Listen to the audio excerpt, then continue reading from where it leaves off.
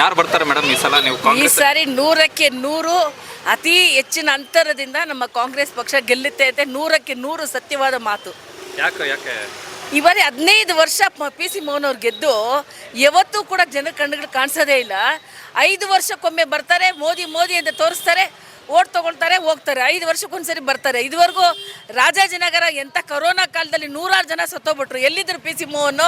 ಯಾವತ್ತು ಕಷ್ಟಕ್ಕೆ ಯಾರು ಬಂದು ನೋಡಿದ್ದಾರೆ? ಯಾವತ್ತಾದರೂ ರಾಜಾಜಿನಗರದ ಒಂದು ಸಣ್ಣ ಕೆಲಸ ಗುರ್ತು ಮಾಡಿ ಇಟ್ಟಿದ್ದಾರೆ ಅವರು? ಯಾವತ್ತೂ ಕೂಡ ರಾಜಾಜಿನಗರದ ಇಡೀ ಪಾರ್ಲಿಮೆಂಟ್ರಿ ಅಸೆಂಬ್ಲಿನಲ್ಲಿ ಎಲ್ಲೂ ಕೂಡ ಅವರೆಲ್ಲೂ ಕಾಣಿಸ್ಕೊಳ್ಳೋದೇ ಇಲ್ಲ. 5 ವರ್ಷಕ್ಕೊಂದ್ಸರಿ ಬರ್ತಾರೆ, ಮೋದಿನ ತೋರಿಸ್ತಾರೆ, ಓಟ್ ಕೇಳ್ತಾರೆ. ಅಷ್ಟು ಮಾಡೋದು ಬಿಟ್ಟರೆ 5 ವರ್ಷ ಬಿಟ್ಟು ಅವ್ರು 15 ವರ್ಷದಿಂದ ಇದ್ದಾರೆ. ಏನು ಮಾಡಿದ್ದಾರೆ? ಯಾವತ್ತಾದ್ರೂ ಯಾರಿಗೆ ಕಷ್ಟ ಸುಖದಲ್ಲಿ ಆಗಿದ್ದಾರೆ? ಕರೋನಾ ಕಾಲದಲ್ಲಿ ಯಾವ ಪ್ರಜೆಗಳಿಗೆ ಬಂದು ಅವ್ರು ಕಷ್ಟ ನೋಡಿದ್ದಾರೆ? ಯಾರು ಬರ್ತಾರೆ ಮೇಡಮ್ ಈ ಸಲ ನೀವು ಈ ಕಾಂಗ್ರೆಸ್? ಸಾರಿ 100ಕ್ಕೆ 100 ಅತಿ ಹೆಚ್ಚಿನ ಅಂತರದಿಂದ ನಮ್ಮ ಕಾಂಗ್ರೆಸ್ ಪಕ್ಷ ಗೆಲ್ಲುತ್ತೆ ಅಂತ 100ಕ್ಕೆ 100 ಸತ್ಯವಾದ ಮಾತು. ಯಾಕೆ ಈ ಬಾರಿ 15 ವರ್ಷ ಪಿ ಸಿ ಮೋಹನ್ ಅವ್ರು ಗೆದ್ದು ಯಾವತ್ತೂ ಕೂಡ ಜನ ಕಣ್ಣುಗಳು ಕಾಣಿಸೋದೇ ಇಲ್ಲ. 5 ವರ್ಷಕ್ಕೊಮ್ಮೆ ಬರ್ತಾರೆ, ಮೋದಿ ಮೋದಿ ಅಂತ ತೋರಿಸ್ತಾರೆ, ಓಟ್ ತೊಗೊಳ್ತಾರೆ, ಹೋಗ್ತಾರೆ. 5 ವರ್ಷಕ್ಕೊಂದ್ಸರಿ ಬರ್ತಾರೆ. ಇದುವರೆಗೂ ರಾಜಾಜಿನಗರ ಎಂಥ ಕೊರೋನಾ ಕಾಲದಲ್ಲಿ 100 ಜನ ಸತ್ತೋಗ್ಬಿಟ್ರು. ಎಲ್ಲಿದ್ದರು ಪಿ ಸಿ ಮೋಹನ್? ಯಾವತ್ತು ಕಷ್ಟಕ್ಕೆ ಯಾರು ಬಂದು ನೋಡಿದ್ದಾರೆ?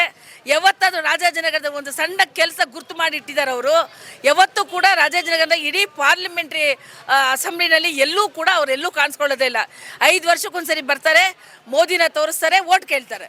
ಅಷ್ಟು ಮಾಡೋದು ಬಿಟ್ಟರೆ 5 ವರ್ಷ ಬಿಟ್ಟು ಅವ್ರು 15 ವರ್ಷದಿಂದ ಇದ್ದಾರೆ. ಏನು ಮಾಡಿದ್ದಾರೆ?